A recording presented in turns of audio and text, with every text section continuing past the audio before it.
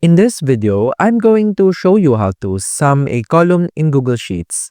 So let's say the scenario is we have this list of numbers from A1 up to A15. So we need to get the total amount of these numbers without having to type each value onto the calculator. So to do this automatically, so let's say we're going to input the total sum in cell number A16.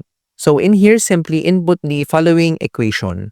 Click equal sign and type sum, open parentheses, and select the range of your numbers. So first, you should input the first cell of the range. So we're going to input A1 in here. Then click the colon. And in here, simply type in the last cell of the range. So we input A15, then close parentheses. Enter. Now you have successfully summed this specific column A. And that's about it. That's how to sum a column in Google Sheets. If you have any questions, please let me know down in the comments below and I'll do my best to help you out.